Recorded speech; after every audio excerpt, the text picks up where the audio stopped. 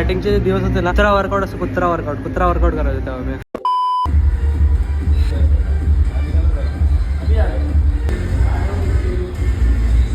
Chest supported रोज चालू केलं आहे.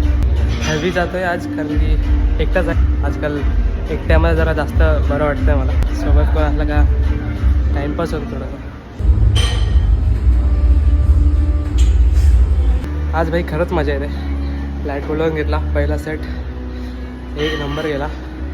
जुने दिवस परत एकदा आठवायला लागले भावनो. स्टार्टिंगला एकटाच करायचो फुल हॅवी, म्हणजे येण्यासारखा वर्कआउट कशात काय माहिती नव्हतं. आता थोड्या गोष्टी माहिती आहेत म्हणून प्रॉब्लेम होत नाही. स्टार्टिंगला एकटाच होतं तेव्हा थोडासा 10 लोकांना विचारत बसतो की काय करू दादा, काय करू दादा, काय करू. आणि स्टार्टिंगचे ते दादा लोक होते ते थोडे भाव खायचे. मागे लागायचं की म्हणजे एक दोनाला विचारतो आणि सोडून द्यायचो.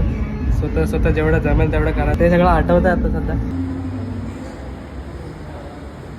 ॲक्च्युली प्रॉब्लेम असा होता की त्या टायमाला ना माझ्याकडे फोन पण नसायचा, तर मी कुठून बघू पण नाही शकत की काय करायचं काय नाही. म्हणून जिममध्ये येऊन 2-3 लोक होते त्यांच्या मागे लागायचो. ते सांगायचे असं काय नाही, पण शेवटी थोड्या टायमानंतर कंटाळायचे आणि इग्नोर करायचे. आता मी त्यांना इग्नोर करतो. आज काय जास्त रेकॉर्ड केलं नाही, फुल झोनमध्ये होतं वर्कआउटच्या. वर्कआउट झाला, आता घरी चाललो आहे. Bye bye.